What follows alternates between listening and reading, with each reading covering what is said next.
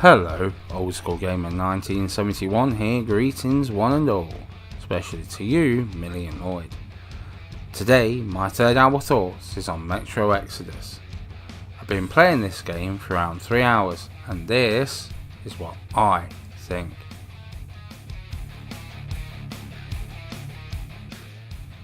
Metro Exodus, developed by 4A Games Limited. It's a shooter that came to the PlayStation 4 in 2019. Yes it is. It's actually the third game in the series, after Metro 2033 and Metro First Light. The games are based on the book series by Dmitry Glukhovsky, hoping I pronounced that correctly.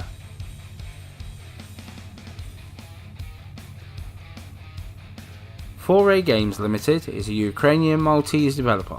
Established in 2006, they are now based in Salima, Malta, having moved from the Ukraine. They moved as it was easier to create in the European Union as opposed to Eastern Europe. They've only developed Metro games thus far, and rather good the previous games have been too.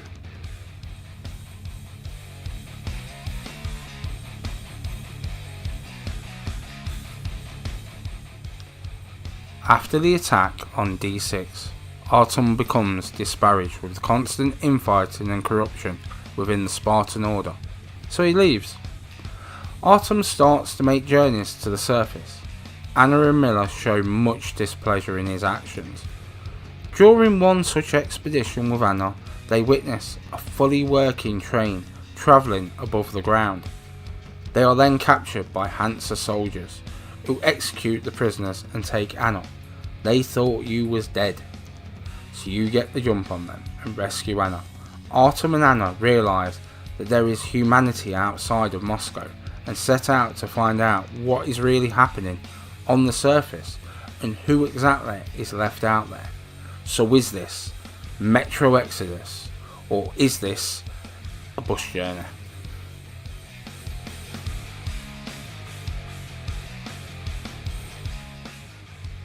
Snow, more snow, even more snow, a lot of snow, and ice. Then slowly a bloody footprint appears. Then we see snowmen on a battlefield, or icemen.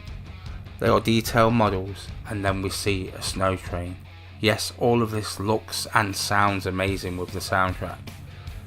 Then we get the title card, and we have to press start on the controller. Then we see people on the metro, passing shots of how things went down. We see the populace rebelling against the establishment, people hiding underground once the war had started. The police start to wear gas masks. The people are working underground. We then see them celebrating and drinking, revelry, slowly building a better world. A new militia are banding together, soldiers chasing creatures that are prowling underground. We see the dystopian world of now, and the doors open. We start to sink to the earth. Flying creatures are in the skies. On the ground is the aftermath of a battle. We grasp a grate, looking round to make sure that the coast is clear. We pick up a gas mask, and then we are off. An outstanding opening, and a brief history of how the world got into this state.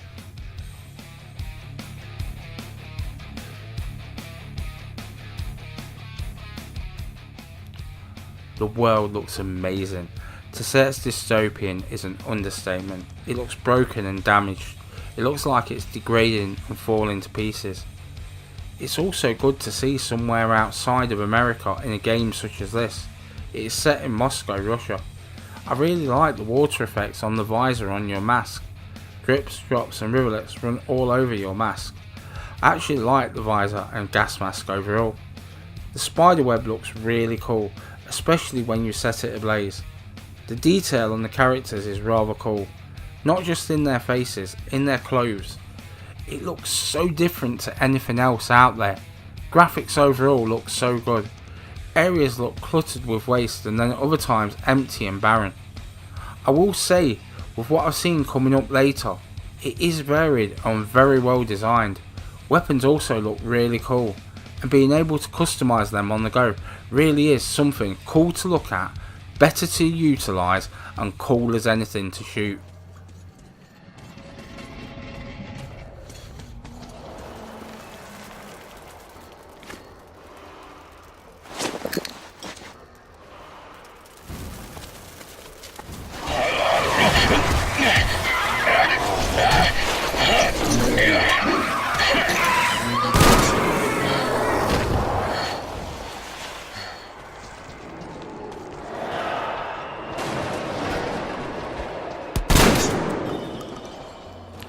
The music sets the mood and the pace sometimes. This is nice as it kicks in early and is easy on the ears. I also like the panic when they see you coming. They shout out to notify their comrades. The train affects your ability to hear enemies. It works the other way, so enemies can't necessarily hear you, none neither. The weapons sound nice and beefy. Your lack of ammo means once you have it, you just want to let rip with everything you have. The voiceover is pretty fine also. Nothing sounds out of place here. The sound holds its own and provides a good foundation for that atmosphere.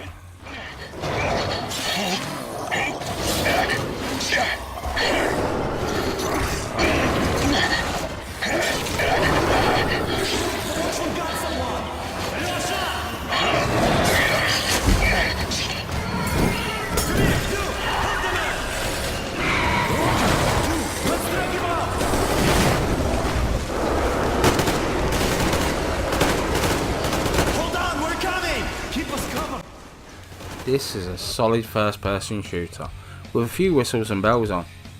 The whole weapon customization thing is a real difference maker. You can adjust to any situation on the fly. This means you can change tactic and work on getting them down for different enemies. The aiming is spot on and the action is hectic, pretty much from the get-go. Has variety in combat situations, close quarters, long distance, hand to hand, hand to weapon, hand to gun. You will encounter them all and you will have to learn to deal with them all. Movement is fluid and responsive to your commands, and whilst not as fast as some, you are in Russia. You are wearing more layers of clothes for both protection and warmth. There are things out there that are faster than you and you are just going to have to learn to deal with them.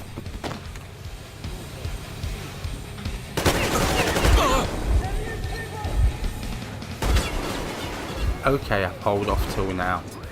This is everything I had hoped Fallout 76 to be, or at least have in it. It is an action game that draws you in and can quickly get the pulse racing as it ramps up that action. With an interesting story and characters, it is a game that is easy to get invested in.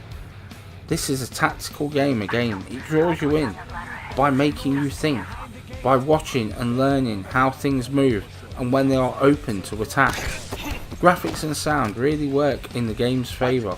This is a game with a lot going for it and not a lot that doesn't. This is the first game in the series where you really go above the ground. So many of the game's locations look awesome, and it is something else that just makes this atmosphere one of note. Hey.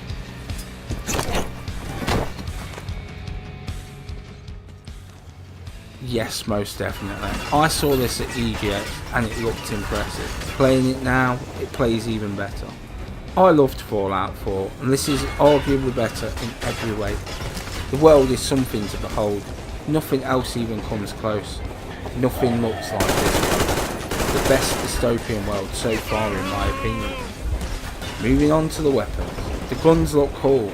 Mixing and matching the parts, you can make some nasty matchups. The characters and their plights are easy to get invested in. Artyom, for example, he is looking for something more than the world he knows. I think most of us can relate to that at some time or another. For me, it's from my misspent years. This is by far the best Metro game so far. It is also the most ambitious. It is nice that it's not all about the multiplayer for once. Not every game needs a battle royale mode. The game shows that not all games have to follow the basic formula, that sometimes you need a good idea and then to just run with it. So Metro Exodus this most definitely is.